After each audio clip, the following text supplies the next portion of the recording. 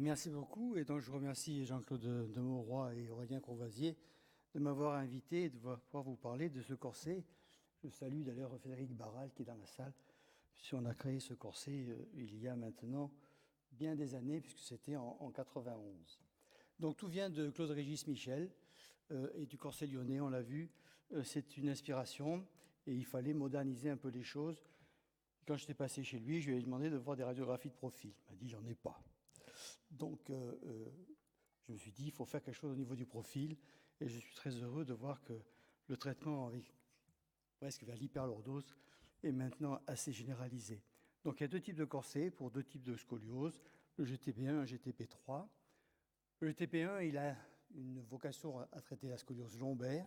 Donc, il a un appui principal qui est paravertébral, qui va essayer d'avoir le maximum de lordose et de translater par un pince-taille.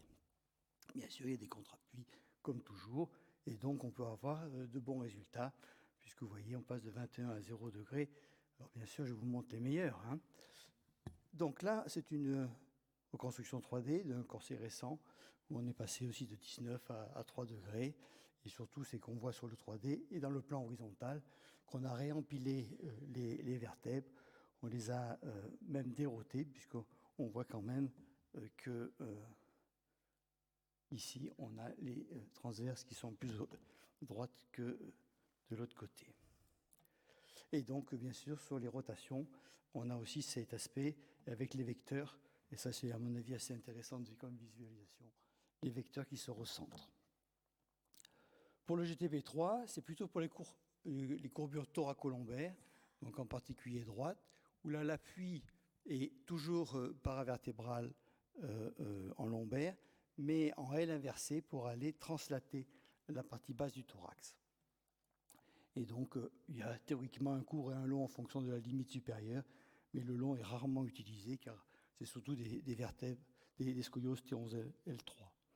Donc voilà, on passe de 35 à 21 degrés, c'est un vieux dossier. Ce que je voulais montrer, c'est qu'il y a une dérotation qui est possible. Elle n'est pas constante, mais elle est possible. Et là, vous voyez aussi, on a une très bonne correction avec un bel aspect aussi dans le plan horizontal, aussi dans le plan sagittal. Et là, ce que je trouve assez intéressant, c'est les variations des rotations dues à ce corset. Donc, quelles sont les indications?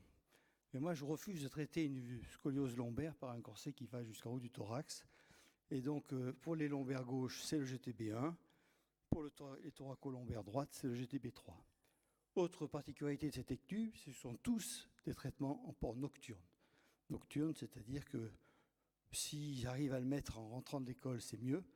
Mais s'ils le mettent pour aller se coucher, ça suffit. Et c'est jusqu'à RICER 4-5. Donc j'ai ressorti là pour cette table ronde 83 cas à RICER 5. Et on peut voir une chose intéressante, à mon avis, c'est que si on prend les critères sur la gibbosité, on a une amélioration dans 75% des cas. Donc, c'est un effet aussi esthétique de remodeler le tronc de l'enfant et amélioration et stabilité de la gibbosité dans 89% des cas. Et on voit très bien qu'entre l'arrêt du corset et le RICER 5, on a peu de pertes sur la gibbosité. Au niveau du COB, c'est pareil, avec un critère de 5 degrés. Pour la stabilité, c'est plus ou moins 5 degrés par rapport au départ. Amélioration, c'est plus de 5 degrés d'amélioration. On a un tiers des cas qui sont améliorés et la totalité des cas stabilisés et améliorés, c'est 91% des cas. Et on voit que donc on a effectivement une perte comme dans tous les corsets. Pour la syphose, pareil, 30% d'amélioration. Et là aussi, ce qui est intéressant, c'est qu'il y a la possibilité, après l'arrêt du corset, à l'enfant de se redonner une syphose en retrouvant un équilibre qu'il peut avoir. Et on a la même chose au niveau de la lordose, avec une stabilité ou une amélioration. Il n'y a eu que 3 cas de scoliose qui avaient une lordose inférieure à 30 degrés, qu'on pourrait dire anormale. Donc en conclusion, ces corsets courts sont efficaces sur la gibbosité, sur l'angle de Cobb et au niveau du plan sagittal. Et le port nocturne est suffisant. Donc ceci ne peut se faire que si on fait des traitements assez précoces en débutant autour de l'angle de 20 degrés. Mais je vois que depuis tout à l'heure, tout le monde s'y met. Je vous remercie.